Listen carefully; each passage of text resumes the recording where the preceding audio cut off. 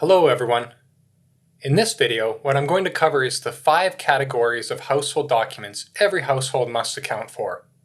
Most people don't struggle with effectively organizing their documents because they're messy.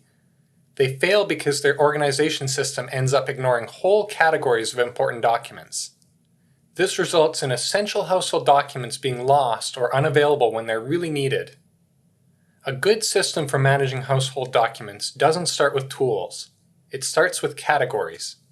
So today, I'm going to go over the 5 document categories every household needs to account for and organize. If you're involved in running a household, effectively organizing and safely storing essential household documents is a key duty you have, and using an effective approach that fits into your life can really help. This video is based on a simple checklist I've built that groups essential household documents into 5 clear categories and provides a framework for getting them organized. I'll walk you through the 5 categories of household documents that are essential for households to carefully organize now. And if you want the essential household documents checklist to work from later, it's linked below. Whether you use the checklist or not, and that's entirely up to you, the goal with what follows is to thoughtfully consider what documents you have from these 5 categories, and consider whether those documents are safely stored in an organized fashion and allow you to easily get to them when they're needed. The first category of essential household documents are identity and vital record documents. These are the "you are who you say you are" documents. Common examples of these type of documents are birth and marriage certificates, passports, national insurance and social security documentation, or immigration and citizenship paperwork. Identity and vital record documents are incredibly important. They're absolutely foundational in our lives. Everything else tends to depend on them. They're also usually irreplaceable, or difficult or slow to replace if they're ever lost. When you think about the identity and vital record documents in your household, you may come up with a pretty short list. However, they'll be of extremely high importance. This category of documents always deserves careful storage, so that they're always available when we need them. When it comes to storing identity and vital record documents, some common mistakes are that they frequently end up scattered across multiple locations in the household, without being placed in one single grab-and-go location. Another common mistake is even though these are very important documents, there's often no backup copies of the information taken. When plans are made of how to manage documents in a household, it's essential that identity and vital record documents are carefully considered and given prime storage locations so that they're protected and easy to access when we need them. The second category of essential household documents are financial and income documents.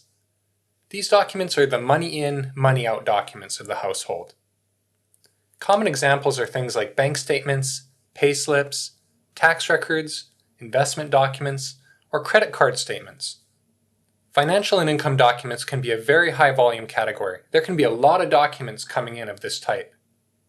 This category of documents also tends to be a mix of documents that are good for short-term reference and others that are actually needed for long-term records.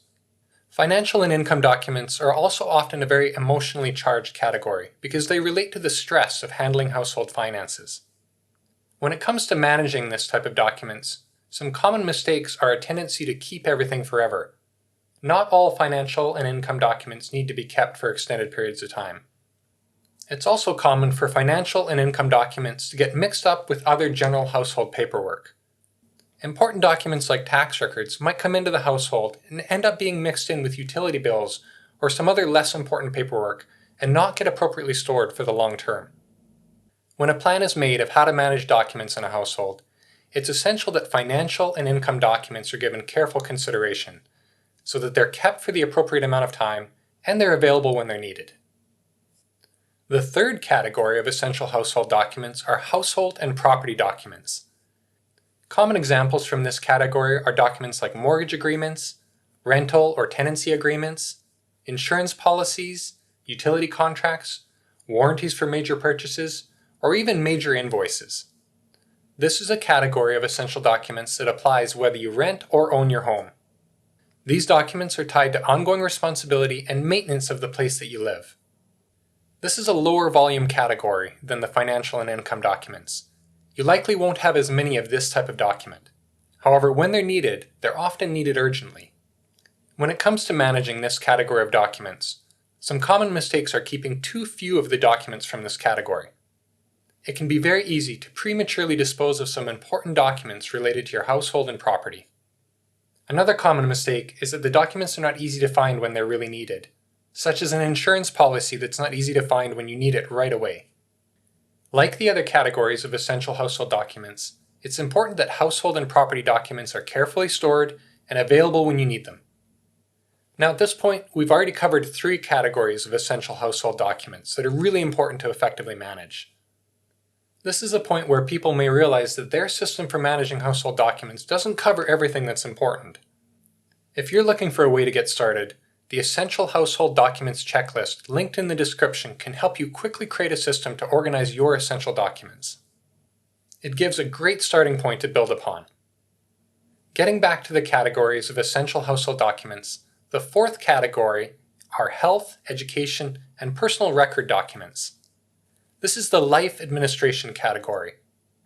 Examples of documents in this category are things like medical records, school reports and education records, or certificates and qualifications.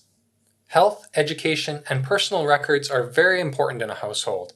However, their importance is often underestimated until there's a crisis. This is also a category of household documents that doesn't just apply to the adults in the household. It also applies to the children or other dependents that might be living there. This category of documents often contains a mix of permanent records that need to be kept for a lifetime, and others that only need to be kept for a shorter duration.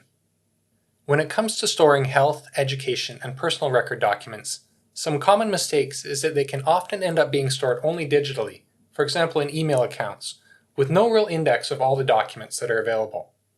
It's also common for households to keep outdated or irrelevant health or school paperwork.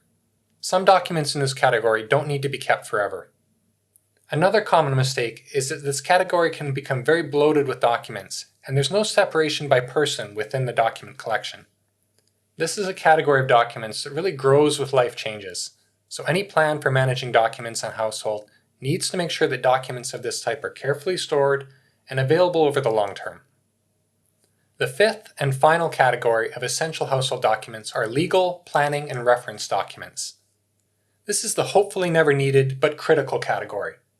Within this category are documents like wills and estate planning documents, power of attorney documents, legal correspondence and instructions, and end-of-life or care preferences.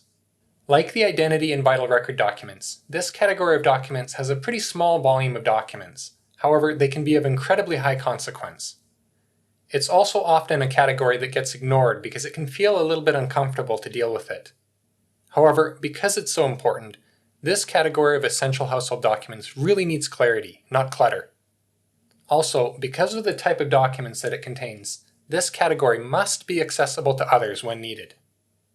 When it comes to managing and storing legal, planning, and reference documents, some common mistakes are that the documents are hidden too well, or no one knows where they are. These documents can also end up being stored without any context or instructions on what to do with them. And finally, since these documents can relate to major life events, another common mistake is that they're not updated as life changes. So when it comes to planning how to manage documents in a household, it's essential that legal, planning, and reference documents are given appropriate storage and that they're available to other people when they need to be. So that's a summary of 5 categories of essential household documents. I really hope that you find it helpful as you think about the documents in your household. If the approach you use to handle documents in your household doesn't clearly handle all 5 of these categories, you might run into some difficulties when your documents are needed most. When it comes to planning how to manage important documents in a household, these 5 essential categories of household documents are a great starting point. Go ahead and take a moment right now to mentally check in with how you manage documents from these 5 essential categories, and maybe consider which of the categories could benefit from the most improvement. If you're just getting started with managing documents in a household, be sure to download the Essential Household Documents checklist, which is linked in the description. It gives you a structure to work from to build a starter storage plan based on these 5 categories of essential household documents. Also, if you want more practical tips and guidance about managing household documents, that's what this channel is all about, so consider subscribing for more. Thanks for watching.